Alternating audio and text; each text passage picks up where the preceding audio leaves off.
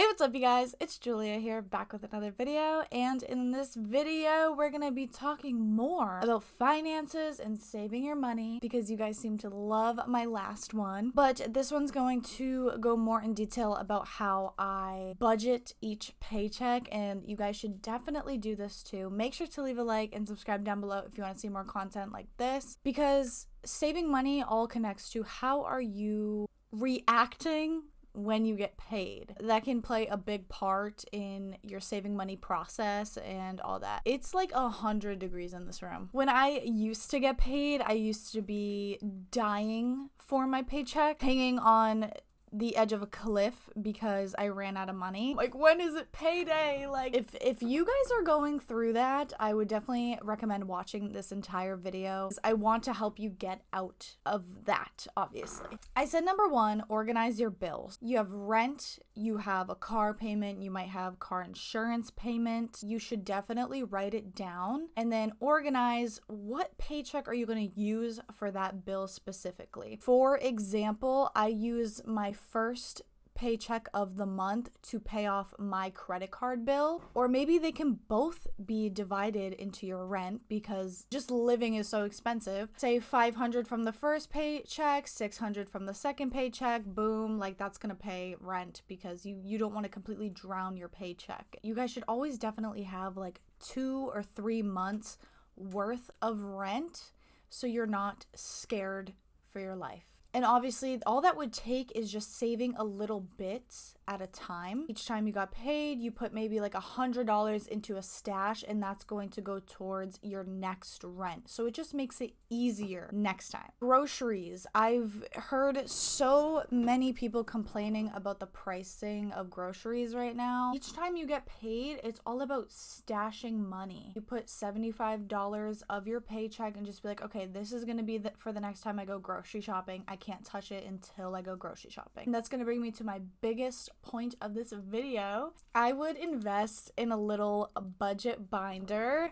So this is my favorite thing on the planet. Shopping, gas, savings, vacation. This is how you stash money and you don't look at it. Say you don't get paid in cash, just go to the bank and be like, if you are able to save maybe $200, take that out in 20s, stash it away. These things are literally like 10, 12 bucks on Amazon. They're absolutely awesome, and it gives you a nice visual on how you can stash your money. What I like to do once this hits like $1,000, I deposit it into my bank. Now, also with planning out your paychecks, it's an awesome idea to have some goals in mind. Well, what I just said, you want to have 3 months in advance for your rent. What would that look like? Make that a plan, make that a goal, and figure out how you can do that so you can live stress-free. I said have a visual savings goal. Make sure to put money towards. Say you're young and you're saving up for your first car. That would be kind of like, you might need $8,000 for your first car. I would find a savings plan on Google, print it out. Every time I got paid, I would put as much as comfortably possible that you can put into that. If you get paid, I would definitely just divide it, your needs, your goals, and then just spending money that makes you happy. Have an investment place, if either it's stocks or just anything you invest in.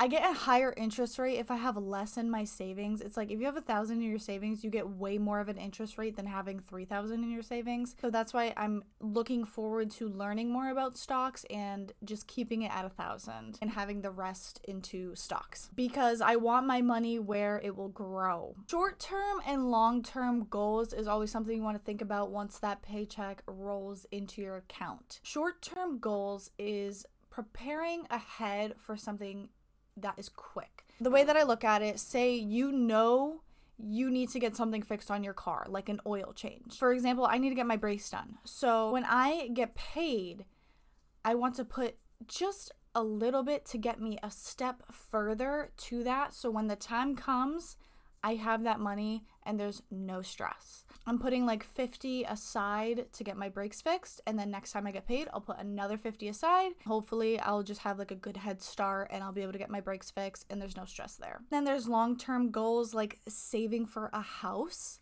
Obviously, this is a huge long-term goal. It could take up to 3 to 5 years. So every time you get paid, you're putting maybe like $500 and stashing it away. That's when you're putting like a bunch of money away because a house is so expensive.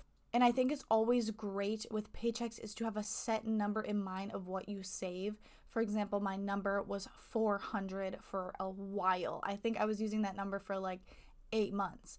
Every time I got paid, it was 400 into the savings. That's how it was. And the whole idea of this is to make it a comfortable thing for you. When you're planning out, I want you to actually take out a pen and paper, because once you see it visually, it makes it so much easier. And you shouldn't have to deprive yourself. When you're looking to save money, I believe there's a balance, but make it so that you don't have to touch your savings. If you have to touch your savings, you're saving too much. If you get paid every 2 weeks and on week 2.5, you have literally $20 in your checking, you're saving too much. You should not be running out of money and dying for your next paycheck, and that's the whole process and end goal of all of this planning. Number 5, I said digital money versus cash. So what do you want your bank app to look like? For example, I said I only want $1,000 in my savings because I get a higher interest rate, and I want my checking to obviously match what I owe on my credit card so I can just pay it off real quick. When I sucked at saving money, I hated opening my bank app because I was just so disappointed in myself.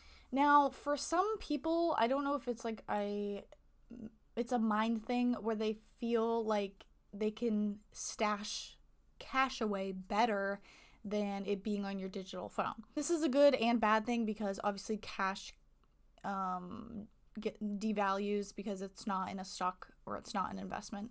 If that's what gets you in the door of saving, then stash some cash away.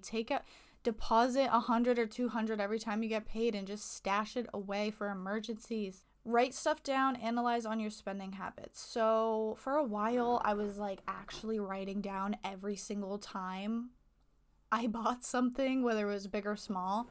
And I wrote down the date, and it can kind of give you a visual of, oh my gosh, I go there way too much. Oh my goodness, did I really need to buy that? And just kind of reflect on your own personal decisions that you made with your money.